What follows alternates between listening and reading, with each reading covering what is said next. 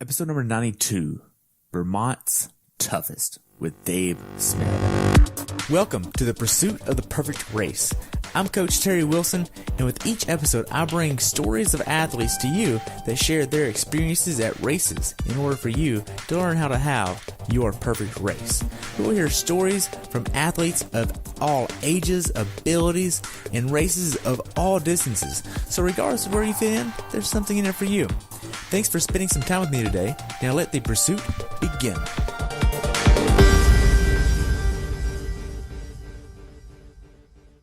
Hello everyone and welcome back to Pursuit of the Perfect Race. Today I have the pleasure of talking with David Smith about his recent race experience at the Iron Cowboys race in Vermont, dubbed Vermont's Toughest.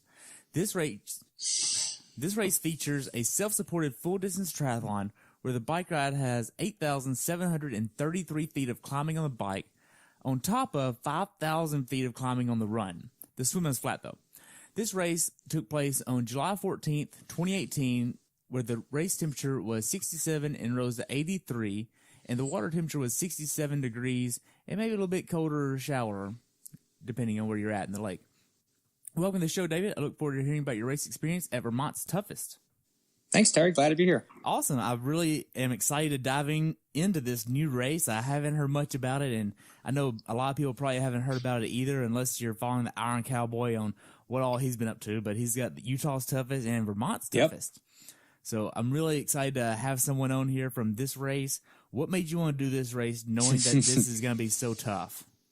Yeah, that's a great question. This was my fifth full distance, but it was my first after a couple years of doing shorter races. And I knew I was ready to do another full, but I didn't necessarily want to do one of the big traditional ones, right? So I've done Lake Placid. I did Texas. I did the 1 year we did it in New York, and my first was Beached Battleship down in North Carolina.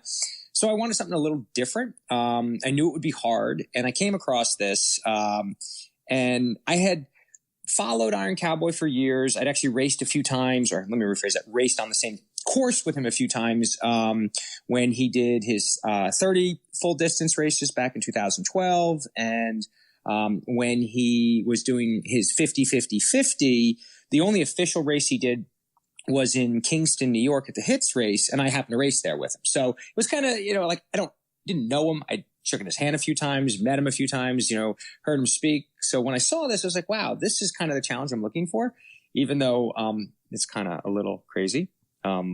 Just thinking about how hard it was going to be. When I signed up for it, I had to have a support person with me, someone officially on my registration who was going to be there and, if necessary, run the second loop of the marathon. So I sent a text message to my mom, who's done Boston 7 times and probably 25 other marathons. So she's an endurance athlete, not a triathlete. So her text response immediately was, yes, I'm in. And then she sends another response. She goes, you're going to end up in the med tent. Are you sure you want to do this? I said, well, yeah. So she's like, okay, can you find another support person too? Because I don't know if I want to run the second loop with you. So yeah, that was kind of like the background of let's do this and let's do something that's, a little off the beaten path, a little crazy, a little bit of, oh my gosh, what did I actually sign up for? And that's not to say that a full distance at Lake Placid is easy, because we know they're not. This was more of, let's go out and try something that should be on a bucket list. Okay. Now, how was your training going into this race? Probably the best I've ever trained. It started over the winter. A couple friends of mine and I were doing a lot of Zwift riding inside. And so we'd ride for a couple hours. We'd text back and forth, just kind of encouraging each other. I did a bunch of winter trail races. So a lot of like half marathons or 20 milers up and down icy trails. We did one race up in Vermont, a few of us. It was supposed to be a snowshoe race, but because the snow was so hard packed, it ended up being a yak tracks race. It was a half marathon we did. It was part of the Peak Racing Series, the guys who do like the Spartan Death Race and stuff like that. So, really insane guys. One loop of the run course was 3,500 feet of elevation. So, insane. As far as biking goes, I did a training camp down in Asheville, North Carolina in early April, where did about 200 miles of riding with 25,000 feet of elevation, a couple of category or HC category climbs, right? So that was really solid. And then from a racing standpoint, I was doing a couple of different distance races. My biggest race leading into this was Rev 3 Quasi. And that's a half, and it's a hard half, a lot of climbing on the bike and on the run. And I PR'd it by about 10 minutes this year. Nice. So I knew going in, that I was fast and trained. I got down to race weight, so I'm lean. So yeah, I went into this approaching it very much like I'm in great shape, almost to the point of, wait a sec, you're in really good race shape, like go fast race shape. This is not a go fast race. So you need to be really careful that you, especially on the bike, you don't overcork it. I didn't want to be in a situation where at mile 50, I'd burned a match or two because I feel so good, because you still have to ride back and then you have to do that stupid run twice. And I say stupid in the sort of comical way or the incredulous way, not the complaining way. Well, maybe a little complaining because it was hard, but yeah. So training wise, ready to go. Felt super strong going into, I didn't taper a ton, but I feel like I was in a really good place coming up to race weekend. Okay. Now, did you use a plan for this, or did you have a coach? What was your training like in that regard? I do work with a coach, and it's less about specific workouts. It's more about adapting workouts to my travel schedule. So I work a lot. I work for a company that has me traveling across the U.S. on a regular basis. So I don't always get the right set of workouts together, right? So like I rarely brick because I don't have time to, because I don't have my bike with me. I do a lot of running. I'll do, like when I'm traveling, I'll do 2 a day sometimes, an early morning run and then something later, after the work day. I don't actually swim very much. I've had years where I swam a lot and I had years where I don't swim a whole lot. My swim time's about the same on different distances. So I maybe get in the pool once a week.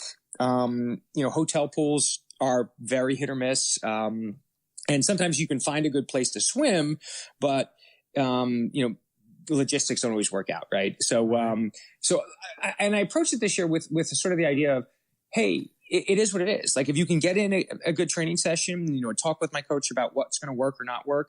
And then if we got it, great. If we didn't, what did I get? And how does that ladder up into what we're trying to do? Weekends were reserved for big bike miles. A lot of,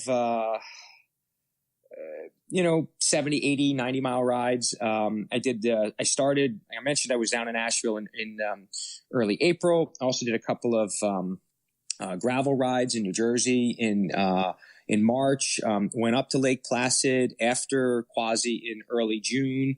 So was able to get the long stuff in that I needed.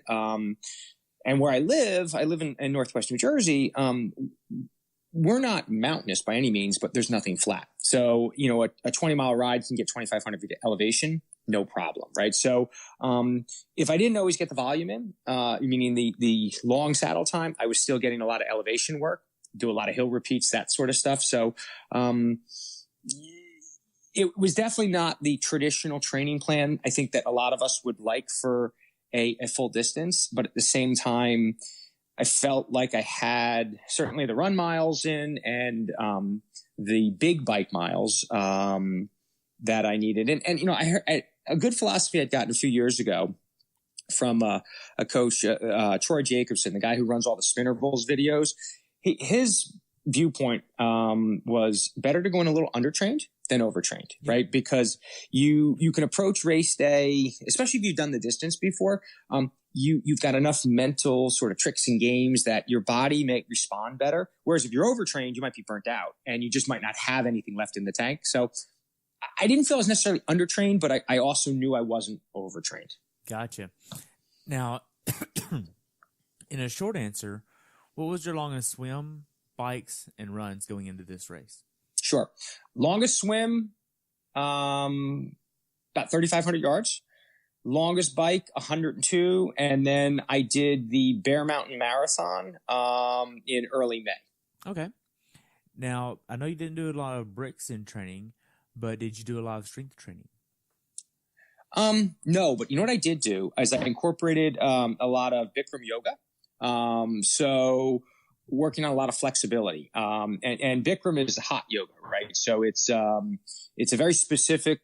You do 26 palm postures, and I'm not a yoga person at all. This is my first experience with it, but it was really good at giving me some better flexibility, helped with recovery. The other thing that I incorporated a lot more of was massage on a regular basis, and really working with a specific massage therapist to do like a lot of stretching. And so it was a lot of really focused on my legs, my core, as opposed to say like a general body massage. Yoga and massage, I think, made a huge difference in my ability to go hard and long without as much recovery as you might normally need in a training build where you don't have as much long and hard stuff on a regular basis. So when I'd have time, like a long week, I could really put a big training block in and be able to recover fast. Okay. Now, in regards to your training, what were you using as far as nutrition goes on those long bike rides? I experimented with a lot of stuff. That for all of my big races has been a challenge of getting nutrition right. And I think it's kind of the thing that I think all of us struggle with is what's the right combination. I've tried the liquid approach. I've tried the solid foods. For this, I went to mostly a water in one bottle, light electrolyte mix, like a Scratch or a Gatorade Endurance in the other, but not a full concentrate. And then a mix between shot blocks and bites. So not a gel, but something that you could actually chew. And I would take them every 10 to 15 minutes. I'd take 2 of them. And I found that combination of water, just enough calories every few minutes, worked a lot better than, say, dropping in something heavy every 30 minutes or trying to get a gel down where now you're all hot and sweaty. And that seemed to work better for me. I also did some incorporation of Uncrustables, peanut butter and jelly sandwich, just for something different. The other thing I did, and this is going to sound super strange, but those of us, I think when you think about it, it kind of is a good idea, is I brought a toothbrush with me. And every time I'd eat something solid or stop for a couple minutes, I'd quickly brush out my teeth, not with toothpaste, but just scrub it out and rinse it out with some water. What it did is it kept that sort of sour taste that starts to develop over a few hours of a long training day or race day from sitting in my mouth. So it was something I didn't have to think about. And I got to tell you, it made a difference on the long rides. You get to a mile or hour 4.5 or 5 on a hot day and you've got the sour taste in your mouth. With the toothbrush, it kind of got rid of that. So I just put it in my my little, bike box on the top of my bike tube. And, like I said, no toothpaste, just a little bit of water. And it kept my teeth from having that sort of sugary, sweatery feel that you get. I know it's gross, but let's face it, some of the stuff we do is a little gross. Right. And that was a big difference maker for me. I didn't feel at the end of a long day all that sour nastiness in my mouth. That makes sense. Now, Going into this race, did you have a certain number of calories you wanted to hit per hour? Yeah, I was looking to get in between 200 and 250, recognizing that sometimes you may make a mistake and take in a little bit less or a little bit more. But I didn't want to be more than 250. I didn't want to be less than 200 because I didn't want to overwhelm my stomach or overwhelm my gut. At the same time, I didn't want to play catch up. Right. So it was really every 20 minutes. I was trying to take 2 either shot blocks or bites, and I was varying the flavors. From either a salted watermelon, a margarita flavor, a ginger flavor, a cherry cola. So I had a rotation of different things I would take, and it was a different. And I went with 2 different brands and 2 different consistencies. So there was something different coming in at different times. So the calories would change a little bit because each of them has a slightly different serving size per container. But I felt like as long as I was getting in at least 200, I was in a place where my body was feeling good. Okay. Now, if we take a look at your training, Mm-hmm. in a short answer, how many hours did your training max out at per week? I had a couple of really big weeks where I was approaching 20. I had a couple of weeks because of travel. I was in the 6 to 8 range, but in general, I was probably 10 to 12. Okay. Now, were there any days where you just mentally did not want to train? Yeah, sure. Probably had. I tried to take a day off every week to 10 days just to let my body recover. And sometimes days off would be active recovery. Like, so be a massage day, be a yoga day. Or maybe just like a light run where I'm not really pushing things, but maybe just running 2 or 3 miles at a really low pace or, slow pace, just kind of moving the muscles. But I'd say there were 5 or 6 days where it was just like, no, I can't. I've been doing this sport now for about 10 years. So I've learned to trust when my body says, don't do it. Like, you may have a plan. Hey, I'm going to go run at lunchtime. Right? I pack my bag, got my stuff there. And when I'm in my office, not traveling, I've got a really nice place I can run. I can do anywhere from 3 to 10 miles around the office. There's trails, and it's pretty safe running. I have a place I can take a shower afterwards. So, like, I've got that ability. But there'll be times you get to the office and you're just like, nope, I can't do it. I'm sore, I'm tired. Better to chalk it up, get a good night's sleep, and just reset for tomorrow. I think that was really beneficial for me. I didn't have a lot of bad workouts in this build. A couple times I hurt and was like, this stinks, but I didn't have things where I go, I feel worse now than I did before. So it was there, and with other builds, other races, I'd had that happen, right? Where there was a workout that just was so crappy, so bad that it was like, frustrating. This build, I didn't have those. And I think my body was better off for it. Good. I think a lot of athletes don't understand that part of it, of knowing, the training plan says do X and I have to do X, but yet if your body says X is too much, X is too much. Yeah. And agreed. And it's your coach, your training plan. They can give you good advice. They can listen to you. They can take your feedback. And sometimes you need a coach to tell you, no, you need to do this, right? When you've done this sport long enough, you start to recognize, hey, I'm starting to feel something that's not right. Like, if I push too hard, maybe I'm going to go down an injury route and then I'm going to miss X number of days of training. Or I just, I'm not getting enough sleep. I need a good night's sleep. And, you wake up refreshed the next day and you're just ready to go out and nail the workout you need to nail. Again, that philosophy of a little less is better than overtraining. So. Right. And now then I think another thing that many, many athletes would really benefit from is knowing just their body in general, not necessarily doing the actual workout. Does that make sense? Yeah, totally.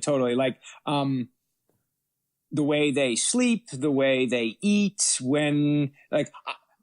I don't like to eat right after a workout. The idea of get protein in 20, 30 minutes. I am not always ready for that. Sometimes I need a little bit of extra time. But I know that about my body. And, so I've adapted sort of my post big workout recovery to account for that, hey, the first 30 minutes, I'm probably going to be a little bit cranky and I'm not going to try to force something down. I know in 20, 30, 40 minutes, I'm going to be ready for something. Whereas, conventional training wisdom says within, 30 minutes or faster, get that first bit of protein in. Maybe that would work better for me, but it hasn't yet, right? So it's like, okay, I'm unique in that. And yes, our bodies work similarly, but they work differently. And they work differently because of different stresses, different things that are going on in our lives on top of training stress, right? So knowing some of those things, this sport takes years to start to understand your body and the way it reacts to training and different training builds. I think looking back so my first 4 fulls were done in 3.5 years. It's pretty aggressive. I know people are doing 2 or 3 a year, and that's phenomenal. but I did a lot of racing in 3.5 years. I did, like I said, 4 fulls and probably 15 halves and some marathons and others. Yeah, a lot of training stress. And I never really let my body recover long enough. After my last full, I kind of went to doing some shorter stuff. I raced a little less aggressively, a little slower, not as many races. And fast forward to now, this year, my body was ready to take the training again, right? And I felt, I didn't give up racing, I didn't give up training, but I did it at a lower volume. And I know more about my body now, and giving it that time to that extended amount of time to recover without not doing the sport, right? So, and I also kind of jumping around it, being comfortable with being slower in races that you've done, or not, being as fast on the bike as you might have been in years past, and being okay with that, because we have an ego in this sort of thing, right? We're not getting paid for it. So a lot of what we do is our own, we're competing against ourselves. So, the more you learn about your body and the more time you have to learn about your body and the way this great sport, gives, I guess, how to say this right. This sport gives you so much, especially if you respect it and respect that it's a multi-year iteration as opposed to a one training build. I respect anyone who wants to come out and do a full distance and do a one and done, but I think you're going to love the sport a lot more if you give it time. You don't necessarily race to do a full distance your first or second year. You learn more about what you're capable of achieving. You're going to feel a lot better when you're out there racing. Right. Now, what workouts did you do that gave you the confidence to go into this race prepared? So Asheville was huge, just riding down there, right? Because it was so much climbing. We did a couple of 10+ mile climbs, where you're doing 3,000 or 4,000 feet of elevation just in the climb itself, and descending as well, right? Because, riding in the mountains is both going up, but it's also going down, and descending in race conditions can be a game changer. If you know how to do it, but if you don't, it can be very, fear inspiring. You think about Lake Placid, the Keene descent, which isn't necessarily a super technical descent, but can get fast. If you're uncomfortable descending, it can really ruin your race. So being able to descend well, Asheville was really good for me on that, because it got me thinking about long descents at speed and how to optimize sort of the way I was going to ride during those. Certainly doing Bear Mountain. So Bear Mountain in New York State is a super technical. It's part of the North Face Endurance series. Like I said, it's about 3,500, 4,000 feet of elevation gain, and descent. So it's 8,000 total feet of, elevation change. There are parts where you're bouldering. There are parts where you are, going up 25% grades and going down the same. So it's one that really makes you, work hard, but also be smart, because it's a hard trail run. I also did American Zofingen. I don't know if you're familiar with that race, but, what is that? So it's an early season duathlon in the New Paltz, New York area. And there's 3 different distances that they do. One is, so it's a trail run, a bike, and then a trail run. That's the short distance. The bike is 5 miles. The trail run is 5 miles. The bike is, approximately, 28 miles. And then you do another 5-mile trail run. They have a middle distance, which essentially does that and then adds another bike loop and another run loop. And then they have the long course, which is a little silly, but was perfect for me from a Vermont standpoint. It was the 5-mile trail run. It was 3 loops of the bike course, so 85 miles total, give or take, with about 9,000 feet of climbing. Wow. And then the run on the back end. So that was one that was perfect for me, because it allowed me to dial in on my, I was on the fence for Vermont, whether I would ride my tri-bike or my road bike. Because tri-bikes don't necessarily climb well. Right. But road bikes are slower on the flats, and so it's a trade-off here, which was going to be the better option. So with Zofingen, I went with the tri-bike, and it was the reminder / confidence builder that, hey, yeah, that's the right choice. And I have zero regrets because I'm comfortable on a tri-bike. I ride aero a lot, so it's not a case of I don't like to ride, and I've been riding a tri-bike for years, right? So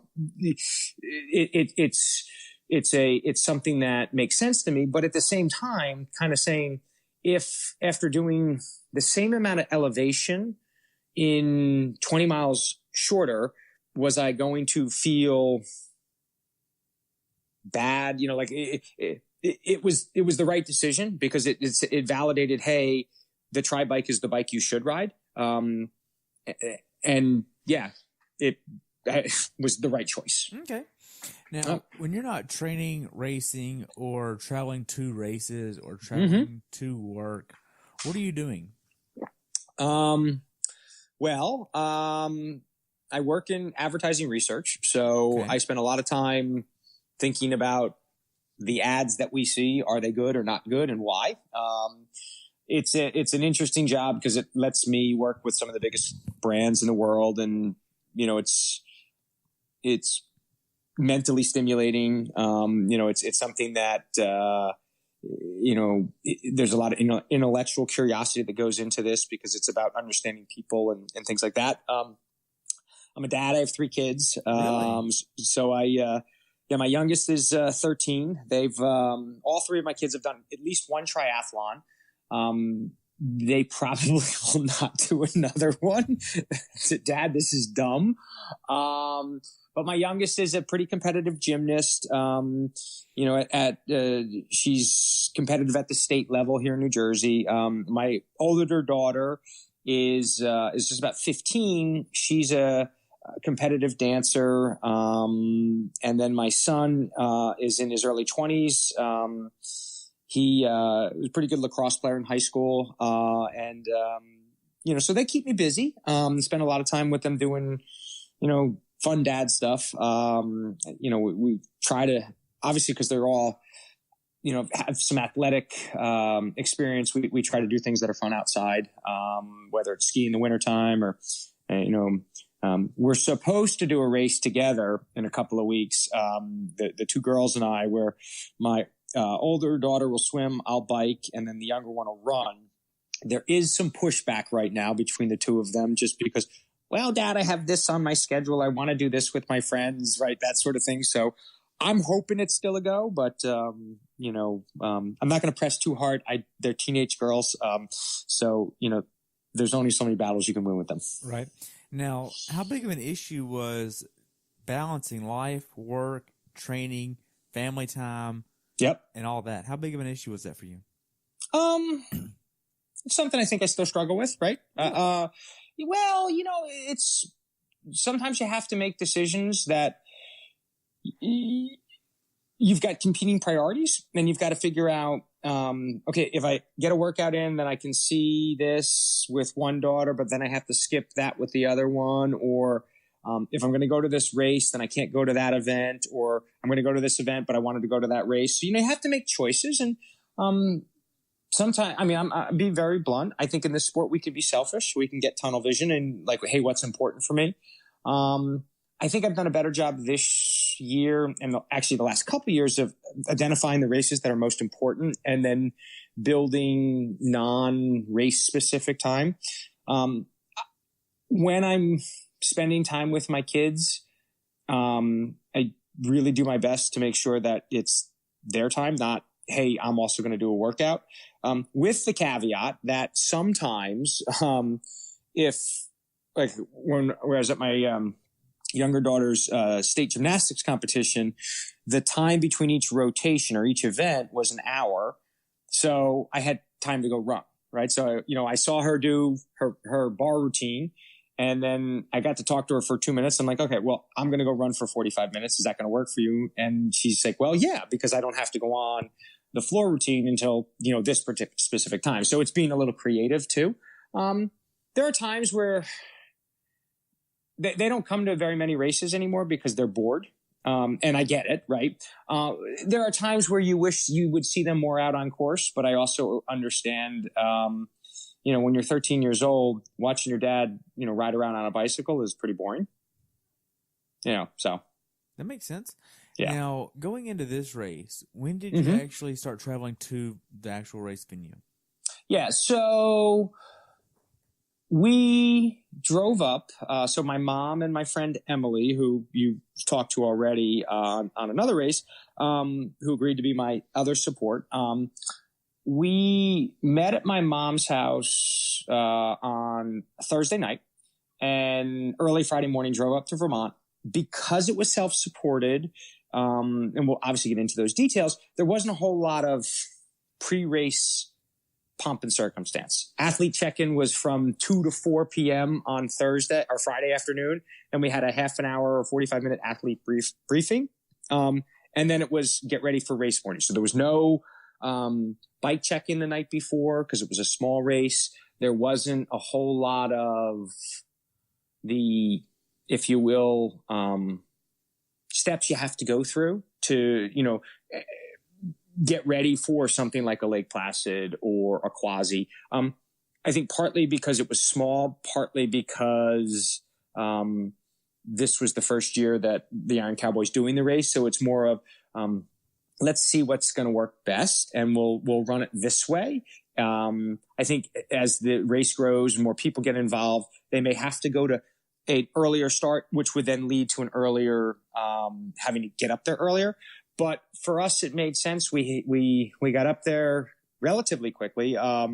Where we were at is Burke Mountain, which is, for folks familiar with Vermont, close to the northern border. It's one of the farther north, sort of under the radar ski areas, compared to, say, the Killingtons or Strattons of Vermont. But it was an easy drive. It was right up one of the interstates. Once we got into Vermont, I think we saw 20 cars. So, wow. Yeah, it was. Nobody was up there. Nobody. And it's interesting, too. It's 2 weeks after 4th of July. So 4th of July, obviously, is middle of the week this year. So a lot of people took that whole week off. This is another week past that. So I found that there just wasn't a whole lot of traffic that. So it was summer, but it was a very quiet summer drive. It was a dead week. Yeah. So we got up there Thursday afternoon, or I should say Friday afternoon. I decided to stay right at Burke Mountain. They had a beautiful lodge. So it was super convenient for us. That's where all the, athlete discussions took place. That's the finish. It wasn't a start because the start was a lake about 20 miles away, but it made things very easy logistically. Okay. Now, how much was your registration for this race? I had gotten a discount when he first announced that it was $450, which what he was selling it for. But the discount, if you signed up within the first couple of weeks, actually got it down to $150. Wow. Yeah. So hold on. You did a 140.6 mile journey for a little over $1 a mile. That's correct. Okay. That's correct. Just making sure I got that. How much was your lodging for this race? About $200 a night. Okay, so $400. And I gotta tell you, the place we stayed at, I had at Burke Mountain, in the Burke Mountain Lodge, a condo type room, 2 bedrooms, each with a king size bed, 2 bathrooms, a giant living room, dining room area with a fold out couch, and then a full kitchen. Dishwasher, stove, refrigerator, and a full-size coffee maker. For $200 a night. About $200. I think the rate was $200, and then when you add taxes, maybe a total was like $450, $475 with all the, fees. Yeah. Super worth it. Wow. That's unheard of in other organizations. Yes. And there were no minimums, none of that sort of stuff. So I had the room Friday and Saturday night, which was perfect. When we were Sunday morning, we're sitting around having a light breakfast, sitting on the balcony, thinking, wow, we should have stayed another night just because it was such a beautiful place. But, oh well, next year. Okay. I just can't believe how amazingly cheap that is. So Yes. anyway, Yes. how was the check-in process? I know you mentioned the athlete briefing a little bit. What all information did they put out there, and what else was the check-in process like here? Yeah. Yeah. So we'll start with pre-race communication, right? The couple weeks leading up to the race, James Lawrence, who's the Iron Cowboy, had two local race directors, James and Jason and Audrey McCaffrey. They had a lot of information. So they sent the athlete guide with maps, with downloadable GPX profiles, so you could upload it to a Garmin. One of the things they had that was a requirement was, could you swim 1.2 miles? And well, we're doing a 2.4 mile swim. Of course I can swim 1.2 miles, but they wanted verification of that. And that was part of the permitting process, which makes perfect sense, right? You want to have athlete safety. That's one of the most important things. So there was good communication back and forth, and it was personalized communication, partly because it's not a big race, but it was also, they were taking the time to have email conversations with us. Week before the race, we got the full athlete guide. It wasn't very big because it didn't have to be, but it was very clear. Everything you needed to know, all the phone numbers, all the and this actually was, I think, one of the things they did really well is they had a chart with phone numbers and locations for each and everything that was significant. Where you would check in, where the swim was, each of the key people involved in the race, their phone numbers. What they didn't have, of course, was aid stations, other than one check-in point, because this was self-supported, which was kind of not intimidating. It was like, oh, I have to figure this out. But then I got the map, and it became kind of like fun to say, okay, here's how I'm going to map out my aid stations, right? And it was, if you will, forces you to read the map. It forces you to pay attention to the course. We do these races sometimes, and you can get complacent in paying attention to this stuff, right? And here it's where I'm looking at, okay, here's an elevation change, here's this, here's that. This is mile X. I think this is where I want my support staff to be. This is what I want them to have for me. So that was really, and it also allowed my mom and Emily and I to talk through some logistics of, okay, what's this going to be like? What's that's going to be like? What if something goes wrong and we need something different? Where are we? One of the things I made sure I packed in my bike kit was some cash. Why? In case I needed to stop somewhere, right? Now, that's Vermont. There's not a ton of, and we're riding in rural Vermont. There's not a ton of, there's not a 7-Eleven on every other corner, right? But there are enough general stores, enough towns that we would drive through that if something happened, either a major bike mechanical or I just was bonking and needed Coke as an emergency, I had that option. So the pre-race was really good from a communication standpoint with the details we needed. We got there for check-in. It was very straightforward, like any check-in. It was a show your USAT and photo ID, get your packet. The only difference than what you would normally expect is my support staff also had to sign it, right? And we had to, validate them.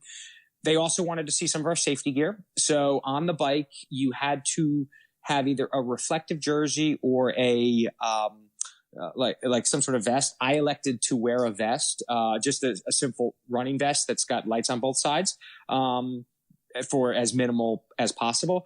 I decided, and I'm glad I did, because the weather was bad on parts. It was raining and it was foggy, that having that reflective vest was better than, say, just a reflective jersey. We also had to have lights on the front and back of the bike.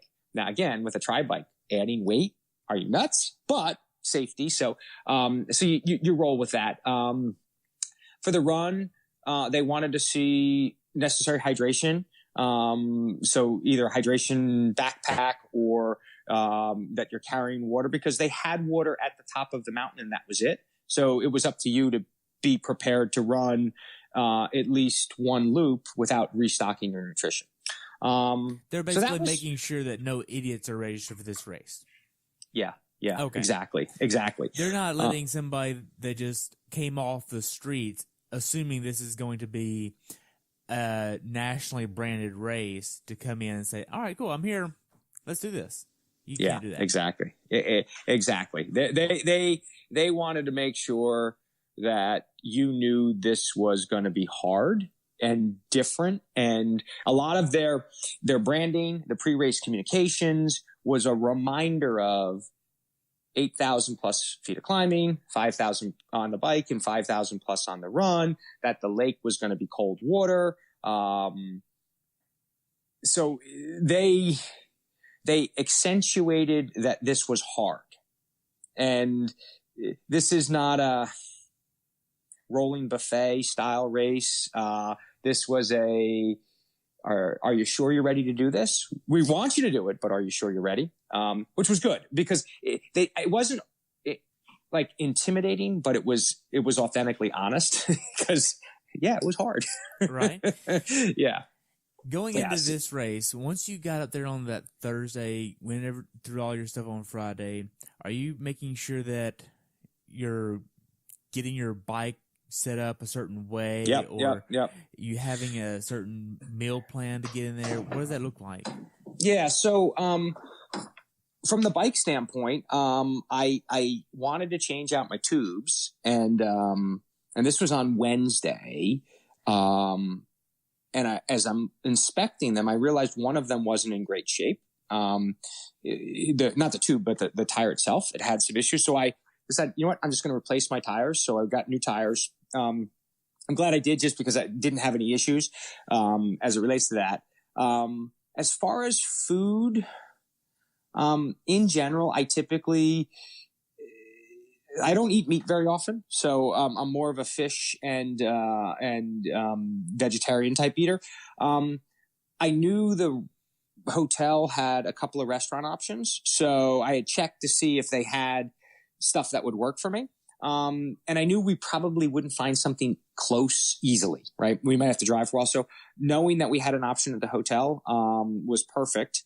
As far as bike setup goes itself, I knew I was going to carry 2 bottles at any time. I didn't want to carry extra weight. Yes, you could argue it's a self-supported race. You might want to have extra, but at the same time, with all the climbing, it's kind of a weight balance. And I knew I could have support whenever I really wanted it to be, predefine that. So I made sure I set up my support locations, that 2 bottles was never going to be an issue for me, that I would get to each one. Like the max distance I had for the first and second was 25 miles each. So 2 bottles was not going to be an issue. So those are the kind of things I did. I didn't, the other thing that we had to make sure we had was flat kits, which makes a lot of sense, because you don't have SAG, and you don't necessarily even have good cell phone support, which we also had to carry our cell phones as a safety measure, so no problem with that. But I made sure I had a couple of, flat kits built up and in the car, along with one that I carried, so that in the event I flatted, when I got to the next support, I would pick up a new flat kit. So I went out and made sure I bought a couple of, because I run deeper dish wheels, and I don't like valve extenders because you can always have some issues. So I wanted to make sure I had some 80 millimeter tubes set up. So it was a couple of the little things. These aren't necessarily things I would do fundamentally different from a full somewhere else. But it was also thinking of self-supported. There's not going to be the aid stations you normally want. So you've got to make sure you've got all of your nutrition ready. And I pre-bagged for each stop. Here's what we're going to have, so that this, Emily and my mom could easily grab it and have it for me. And of course, then I had to have my toothbrush. So gotcha. So Let's actually dive in here. It's great hearing about all the preparation. Yeah. Let's get to the race. Let's get to the race now. All right. You wake up on race morning. Yep. What time did you go to bed the night before? Went to bed about 10 and actually went right to sleep. Got up. No issues going to sleep. No, none whatsoever. Slept like a baby. For the most part, yeah. And this is a big difference for me. I'm racing less stressed than I have been in fast years, and I think it's really about the more I've raced, the easier it becomes to race, not overthink it. The weather looked really good. So it was like, okay, it's going to be a calm day. It's going to be cool. Not a whole lot of sun, but there's not going to be no wind. So I got up at 2:45-ish, hit the coffee maker, had some easy breakfast, a little bit of oatmeal, and then I had a bagel with some peanut butter on it. Everything was going down. Coffee was everything was good. Okay. The drive to the lake was roughly 30 minutes, about 20-mile drive. So we had a plan to so at Burke Mountain, they had a really cool bike room. You weren't allowed to bring your bike into your hotel room, but at the ground floor, they had this bike room, lockable. It was perfect. It actually worked out really well. I had my car parked right in front of the bike room, got my bike on the rack. We left the hotel by 4:15. Transition opened at 4:30, but it actually opened when James and the crew got there, which was right when we got there. So it was like 4:45. No big deal. Not a whole lot of people. Got into transition. And then, well, actually, let me back up. When we start driving down to the lake, the sun's starting to come up. It's this beautiful glacial lake. And I start noticing the trees are dancing. It's a little windy. Like really windy. So Emily and my mom go, oh, no, that's just lake effect. You'll be fine. I'm like, yeah, okay, whatever. I can't control it. It is what it is. Control the controllable. It's windy. There's more rain in the forecast than there was the night before. Oh, well, everybody else got to deal with it. So we get set up, and the good news is there was plenty of places to go to the bathroom. They had portos as well as real bathroom structures because it's a lake that people swim at, right? So they're set up for that. So, sort of morning routine was perfect. I didn't put my wetsuit on yet. It's probably the race is going to start at 6 a.m. I'm getting ready to start thinking about maybe I get my wetsuit on, and I'm watching the crew get the buoys out, and they had 3 so far. And then the 4th one they put out blew away. The 5th one they put out blew away. They could not get them set because the wind was so severe. It was blowing in our faces that they had to set a modified course. Now, the course originally was going to be 2 1.2-mile loops. Similar to Lake Placid. Yes. They had made a decision on Friday. They were going to do 4 half-mile loops because it was so deep they didn't have enough rope to set the anchors. Fine. It's like a couple hundred feet deep. Well, because it was so windy, they couldn't even get those buoys out there. So I'm standing next to James. It's about 5:40. They've got 3 buoys out. One maybe 50 yards offshore, one about 200 yards past that, and then one diagonal back towards shore a couple hundred yards away. And I said to him, I said, why don't we just do 7 or 8 loops? Because he's like, oh gosh, what are we going to do? I've been around races. I've done some race support in the past. It's like sometimes you just got to make a decision. So he goes, yep, that's what we're going to do. So he calls everybody over. He says, okay, here's what the course is going to be. You're going to swim out, then you're going to swim across, and then back again. And if you want to get in the water now, warm up, great. If not, we're going to start in 15 minutes. So everybody finishes getting their wetsuit on, and the wind's blowing at us. Horn goes off, and it went off right at 6 a.m., which for a small race, it makes sense, but a race that's going to have some, can't get the swim course set. I was expecting this to be a little delayed. We weren't. Get in the water. The water's fine. It's high 60s. But you started this with, hey, the swim was flat. It was, but it wasn't. The first out was definitely into some chop. It wasn't terrible, and it varied by loop as the winds would pick up or decrease. What was cool is you could see the bottom the whole way. Really? It was beautiful. So this would have been a really beautiful swim, provided that it was the original course. Yeah, it was, and there was enough things, houses, flagpoles that you could sight. And again, you did the course 8 times. So you became a pretty darn good sighter. Oh yeah, that's the flagpole behind me. I'm going the right way. Oh no, that's too far behind me. I need to move this way, right? And it was at each loop when you came back towards the beach. It was a long diagonal. There was a boat that you would sight off of that the buoy was right in front of. You could stand up, and if you needed to walk dolphin dive. I peed a couple times, which was fine. My goggles were all fogging a couple times, so I took them off and rinsed them out. But I was able to walk, right? So it was fine. Each loop was long, though. So instead of being a 4,200-yard swim, it was about a 5,000-yard swim. So probably one loop longer than we needed. But everybody did it. Came out of the water, went into T1, did a full change. And I had planned that I would change for each transition area. So I wear a Speedo under my wetsuit for the swim. Now, we didn't have changing tents, so I had a towel, but I was prepared for it. I decided I was going to wear socks on the bike because it was raining. I wore tri-shoes, but tri-shoes that are more like road shoes for that very reason. I put on my my bike jersey. I was preloaded with nutrition, got everything going.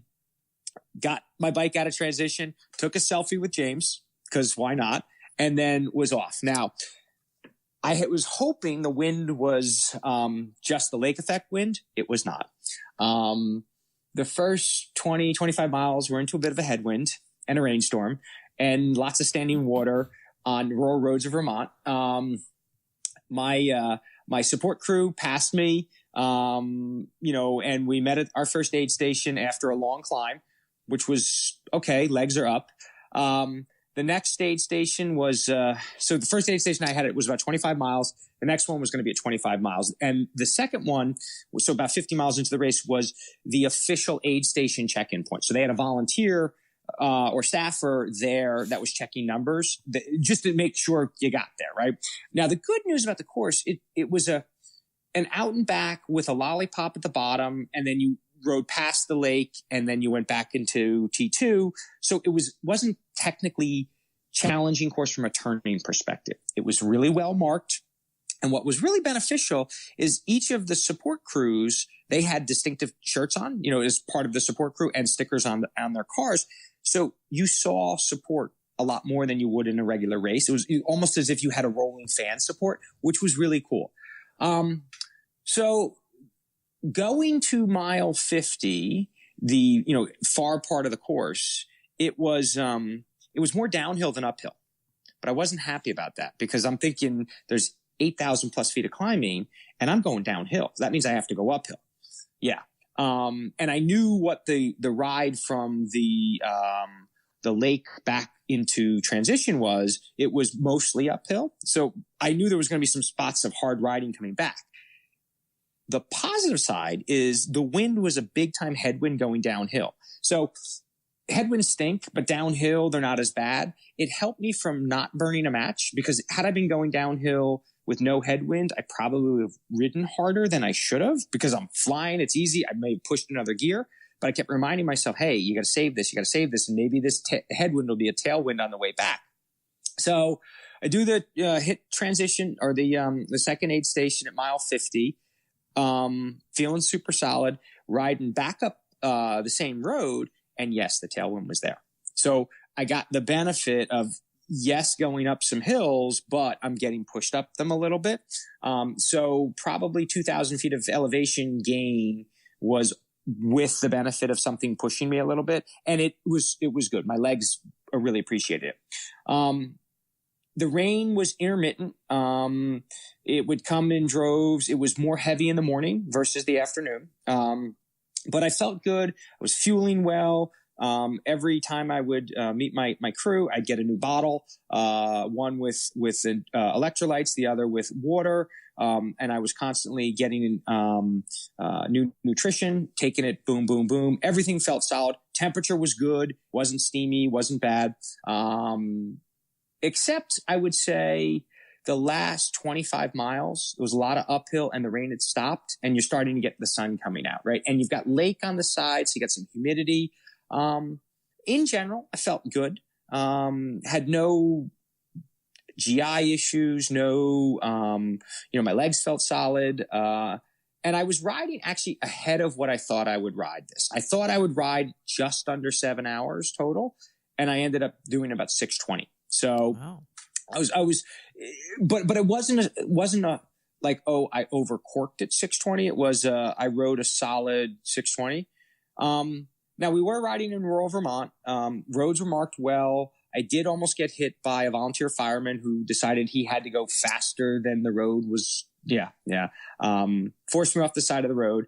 I guess I'm used to that. I think as we all are who ride outside, but it's frustrating when it's someone who is doing something official and, I've got lights flashing and I've got my reflective vest on, but, if there was one negative spot, that would be one that was frustrating, but you're going to find that, I think, anywhere. You could find that in a sanctioned race with 2,000 competitors as well. Right. So, it is what it is, but, I rode into transition, feeling really solid.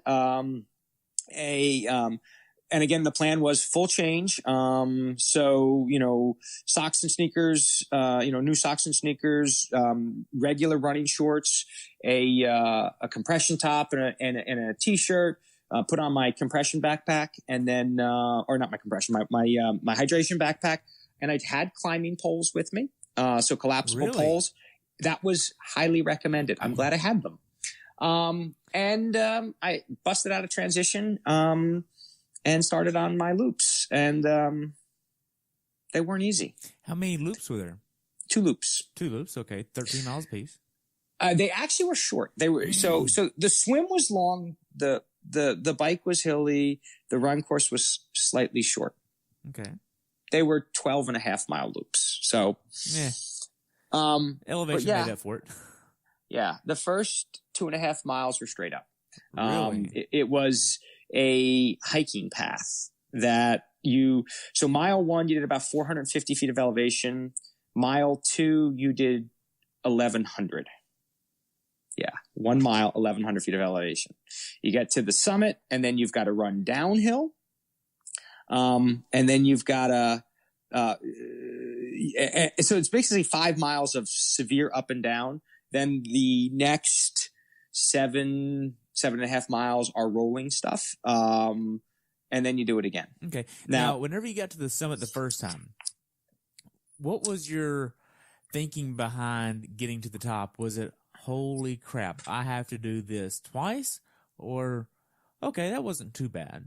What was your mindset? It was the first. I was cracked. I was just, this is miserable. I hate every bit of this right now. Why didn't you stop? I wanted to. Well, you could have. Well, there's no one up there. It was boring.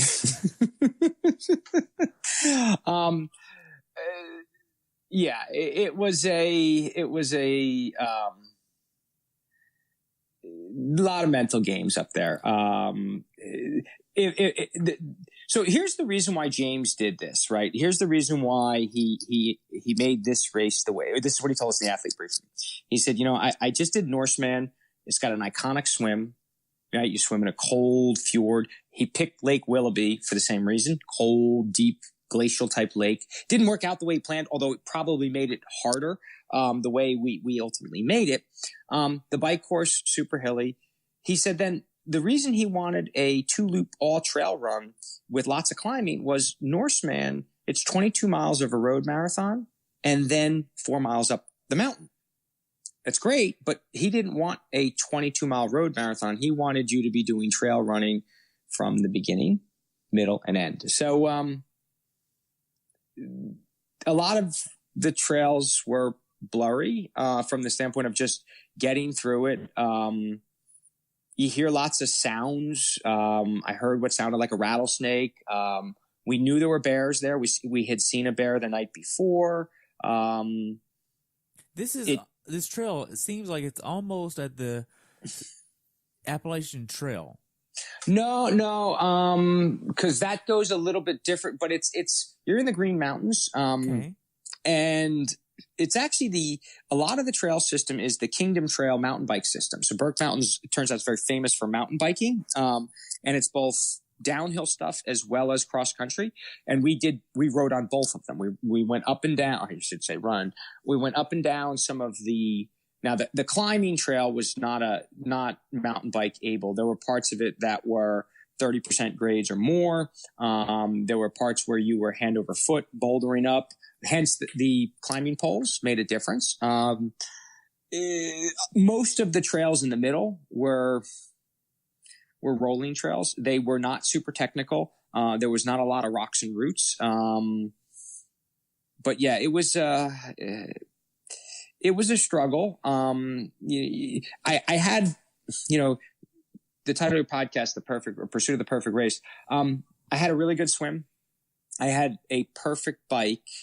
Had this been a more moderate course, I would have had a perfect run. I did not have a perfect run. But I have no regrets on it. So Emily joined me for a good chunk of the run. And having her with me, which was highly encouraged. They were very, this was not about, again, it's self-supported. They wanted safety out there, right? So having Emily with me, making sure I was getting some nutrition. And at that point, I was mostly drinking Coke for the immediate effect of it. I was just glad when the finish line appeared. And the coolest thing about the finish is there's not a lot of pomp and circumstance. We didn't get a giant medal. Instead, we got a small coin, about an inch and a half in diameter, that just says Vermont's toughest. Medals are awesome. Giant medals are phenomenal. When you earn one, you're like, this is great. Getting this little small medal ranks up there as one of the best ones I've ever gotten. And I've had Mike Riley say my name a few times. I've cried in the Olympic Oval. This was definitely the toughest race I've ever done. The name is as appropriate as can be. And then the coolest thing about it, after the race, as more people come in, we're all sitting at this giant fire pit at the base of where the finish line is at Burke Mountain at the lodge. And everyone's either drinking a beer, having a soda, eating some food, but we're all sitting around telling stories, waiting for the next athlete or team of athletes to come in. And it's with James Lawrence and his wingmen, the guys who did the 50-50-50 with them. And they're cracking jokes. They've known each other for years, but there was none of this isn't criticism of other race announcers. They'll call you across the line. They got to call a bunch of other people across the line. They didn't have a lot of people to call across the line, so they're hanging out with us, right? And it was this is something that it's not the way triathlon should be, but it's a race that people should do, or a type of race that they should do, because I think, at least in my perspective, it makes you stay in love with the sport.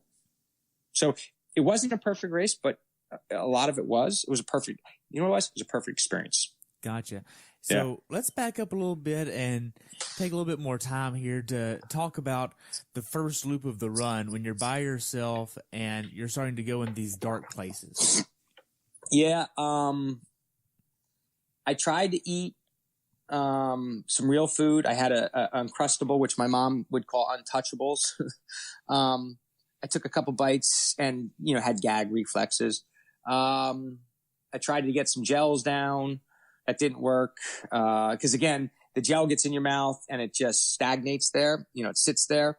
I tried to block. And again, I was trying different things. I had gotten good advice, but I read something that stuck with me. It's like, hey, you're going to hit a point where your gut's going to say no. Your throat's going to say no. You're not going to be able to get anything down. Accept it, wait a little bit, and then move on. I struggled with that and then finally got some Coke. Emily met me at the base of the toll road. So the advantage of this race is they encourage you to bring your cell phone, right? And on Burke, they had decent cell service. So I sent her a text. I said, I'm struggling. I need other nutrition. She met me there, got me some nutrition in. And again, it was Coke. Didn't necessarily settle my stomach because I would throw a little bit of it back up quickly, but enough of it stuck. And I purposely bought a 10-pack of those 8-ounce Cokes, thinking, again, Coke is useful in a marathon or in a full distance portion of the marathon. Better have it just in case, because they're not going to have that for you, right?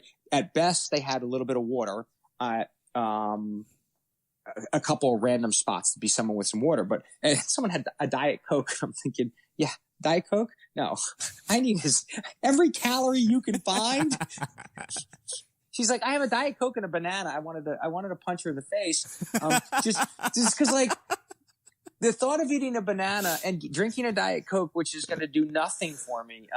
Like, the banana would have been okay if I could have eaten it, but right. Yeah. So, and again, that's also endurance racing to a T. It's like, when your brain is in good shape, you can make lots of good decisions. When it's not, you can't. I did not, for the record, threaten her. I did not punch her. It was just a thought that ran through my mind. I want to clear that up. Gosh. So, yeah. Did this race put you in a mental state of where you just emotionally did not want to push forward? Yeah. Where was that at when that happened? Just coming down the toll road. There was a good part of me that was very unhappy.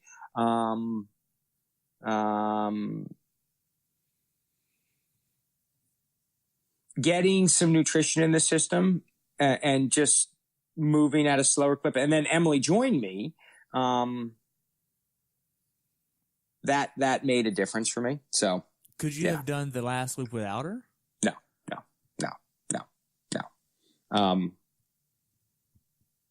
At least I don't think so.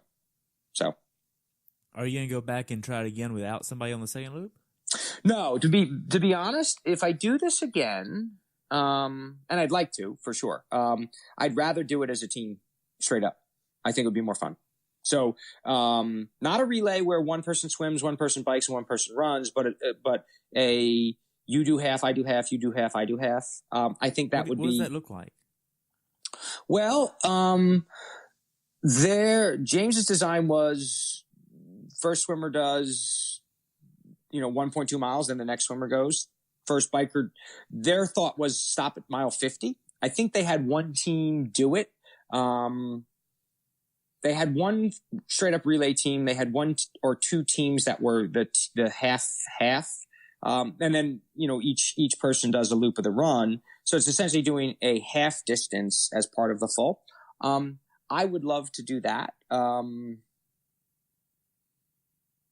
don't think I need to do this race again though, as a standalone. It's one of those things that is harder than it should be, by design.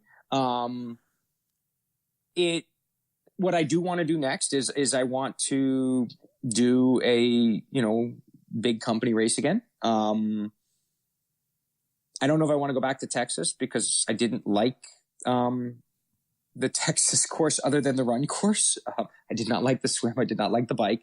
I had a okay Lake Placid. So there's part of me that wants to go back and actually really race it. Or maybe I'll find another location. Maybe I'll put Challenge Roth on my list. But I'm really glad I did this because it was the perfect sort of triathlon experience, even with a run that was brutally hard. Okay. Now, for first timers doing this race, what advice would you give them?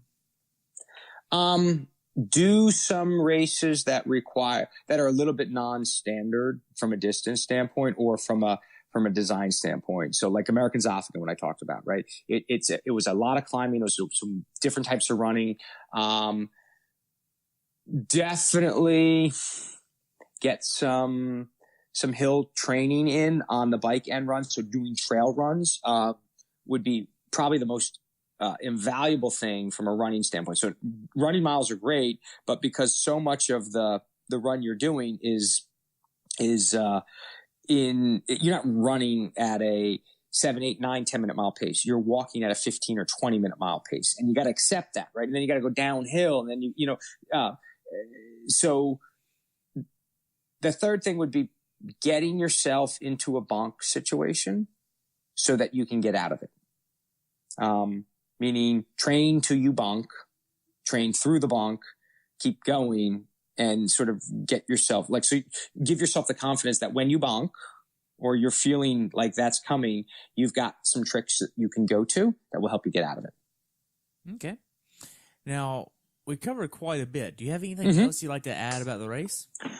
Other than it's one that I think everyone who's done a full distance and is maybe not on the KQ path, right? Or, the very front end of the spear, but is looking for something that is unique, is different, to consider doing it.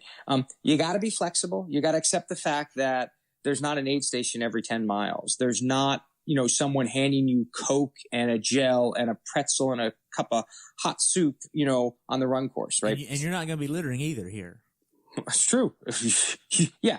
Everything you have that you carry with you, trash in, trash out. With that in mind though, the experience is just, it's different, but it's, what part of me felt like when we're sitting around getting ready to start, what the folks doing the very first Hawaii Ironman might have felt. There's 15 of them, and it's like, can we even do this? Right? We're gonna get in the water, we're gonna swim, then we're gonna bike, and then we're gonna run, and we're gonna try to do it all in one day, right? And the last place finisher did it in over 25 hours, right? So no, they cut the last place here. So we had 18 hours. Last place guy came in at just before midnight. Wow. So yeah, we did have cutoffs by design, from a safety standpoint. They didn't want people out at 4:00 in the morning on the run course. So, gotcha. Now, from a design standpoint, was the views on this course beautiful? Oh my gosh, yes. I mean, I took a selfie on the first loop at the top of the mountain after you come out of the tree line. And Really? It's looking out into where the lake is, and the lake has this very iconic, like deep V cut. It's a glacial lake. There were times where you could really appreciate the scenery. And it's rural Vermont. So there's, fields and horses and cows and barns and, there's a lot of things that are just nothing, but, it was beautiful. It's a very New Englandy, Norman Rockwell-esque looking sort of scenes that you would see. So yeah, from that standpoint, this had a lot of things that were beautiful and not a whole lot of things that were nasty. There were a couple places where the roads were all chewed up, but again, it's Vermont. And so you just got to be aware of that. There were times I was smiling ear to ear, even on the run when I was just like, this is stupid. So yeah, there was some cool stuff about that. Wow. So how can athletes follow you? So, I'm on Instagram as, dsmith103try-guy. And I post a lot of pictures of me, riding. So my thing is I have funky socks and funky shorts. So, I'm a big fan of, BOA shorts. They make some really short ones. The cooler the socks, more funky colors, the better for me. So, that's probably the biggest way. I'm obviously on Facebook, as well. I'm on Twitter, but the last time I think I posted there was, I don't know, a year ago. So Instagram's probably the best one. Okay. So what races are on your bucket list? Bucket list. Yeah. I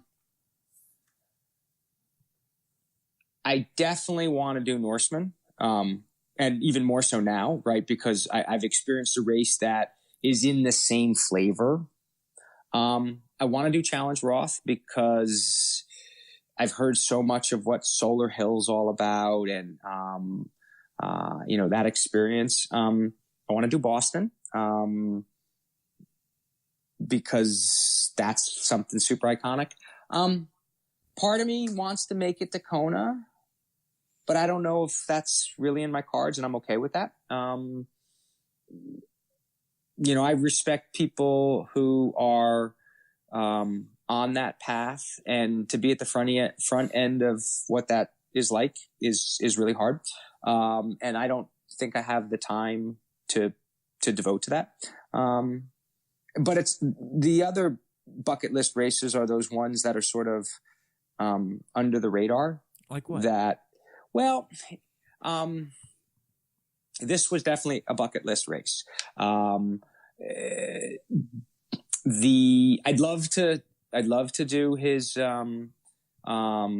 Utah's toughest, which looks like it might even be harder. There's 10,000 feet of climbing.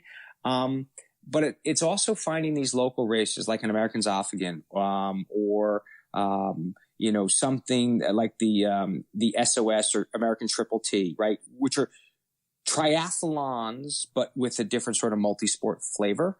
I would like to do Triple T. It's always conflicted with Quasi for me, and Quasi is one of my favorite races, but I might put that one on the list down the road.